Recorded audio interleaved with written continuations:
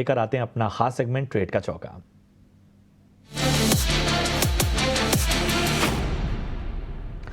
जतिन, सबसे पहले मैं आपके पास आना चाहूंगा, बताइए ट्रेडिंग के लिहाज से मौके कहां देख रहे हैं? कि हम एक लॉन्ग और एक शॉर्ट ट्रेड आइडिया के साथ जाना चाहेंगे। जो शॉर्ट ट्रेड होगा वो वोल्टास में होगा। आज के ट्रेडिंग सेशन में हमने देखा है कि 2 दिनों का कंसोलिडेशन नीचे की तरफ ब्रेक कर रहा है। हमें लगता है कि आने वाले दिनों में इसमें वीकनेस और बढ़ सकती है। इसके लिए वोल्टास सेल की सलाह रहेगी। स्टॉप लॉस रहेगा 1790 का और टारगेट रहेंगे 1712 के। जो दूसरा रिकमेंडेशन होगा वो आईटी पैक में से बाई साइड की तरफ होगा। वो होगा फ्रंटलाइन स्टॉक टीसीएस में।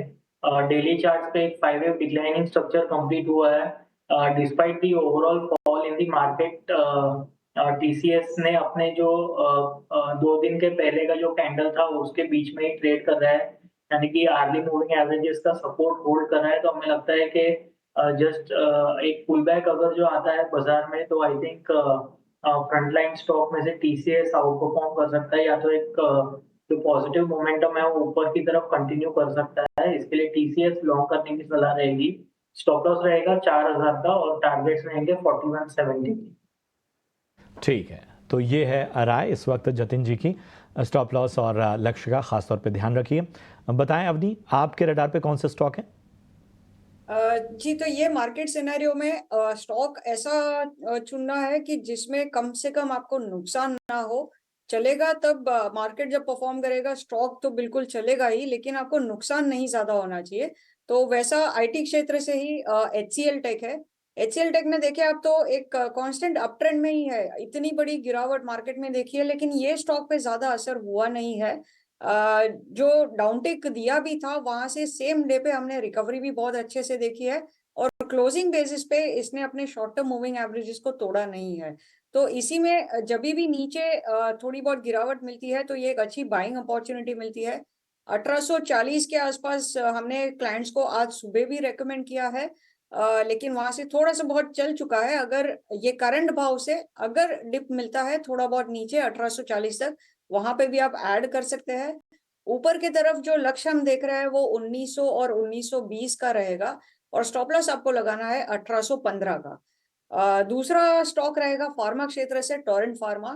तो टोरेंट फार्मा में भी आज एक बहुत अच्छा मूव हमें देखने मिला है, और शॉर्ट टर्म मूविंग एवरेजेस के ऊपर ये स्टॉक ऑलरेडी पार हो चुका है। आरएसआई पे पॉजिटिव डाइवर्जेंस भी है और पॉजिटिव क्रॉसओवर भी है, और वॉल्यूम्स भी काफी अच्छे हैं ऊपर के ट्रेंड में। तो मेरे हिसाब से ये स्टॉक में अभी ये कंटिन्यू रहेगा जो अपमूव दिखाई पड़ रहा है आज, और ऊपर की तरफ ये चल सकता है 3570 तक, वो अपना टारगेट रहेगा। और स्टॉप लॉस आपको रखना है 3310 का। ठीक है, तो यहाँ पर आपको हमारे दोनों एक्सपर्ट की ओर से उनके ट्रेडिंग आइडियाज़ मिले हैं। स्टॉप लॉस का विशेष रूप से ध्यान रखिए। बहरहाल ब्रेक के बाद आपका स्वागत है। आप देख रहे हैं स्टॉक्स फटाफट। अब चलते हैं अपने अगले सेगमेंट ऑप्शंस के चैंपियन का।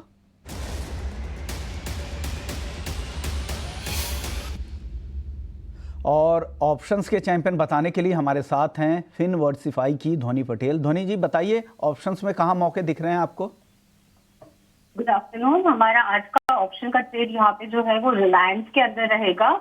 ओवरऑल मार्केट का यहाँ पे जो स्टैंड है वो बेरिश साइड का देखते हुए रिलायंस के अंदर भी अगर आप देखें तो स्टॉक अपना एक सपोर्ट लेवल है उसको बार बार रिटेस्ट कर रहा है। सपोर्ट लेवल के ब्रेक होने पे स्टॉक वापस से 2600 का जो स्तर है उसको वापस से यहाँ पे रिटेस्ट कर सकता है, तो उसकी गिरावट यहाँ पे बन सकती है आगे।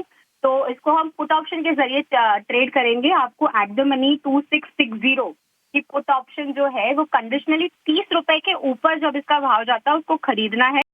45 से 55 का इसका टारगेट रहेगा, और स्टॉप लॉस आपको जो है यहाँ पे वो 22 रुपए का लगा के चलना है। अधिकतम मुनाफा 6250 और नुकसान 2000 तक का हो सकता है। तो 2660 के स्ट्राइक की रिलायंस की पुट ऑप्शंस खरीदने की सलाह ध्वनि जी की तरफ से आई है। 30 में खरीदे, टारगेट है उसका 45 से 55 का, और 22 का उस प्रीमियम के लिए स्टॉप लॉस लगा ले। शुक्रिया ध्वनि, आपने वक्त निकाला, हमारे दर्शकों को गाइड किया कि ऑप्शंस में उन्हें क्या करना चाहिए। लेकिन ऑप्शंस के लिए रिस्क भी है। जो सेबी की तरफ से जो डिस्क्लोजर जारी किए गए वो भी एक बार आपको बता देते कि ऑप्शंस मार्केट में 90% जो ट्रेडर हैं उनको नुकसान ही होता है, तो वो आप ध्यान ज़रूर रखिएगा, फिर आप ऑप्शंस मार्केट में ट्रेड करें। चलिए वक्त है ब्रेक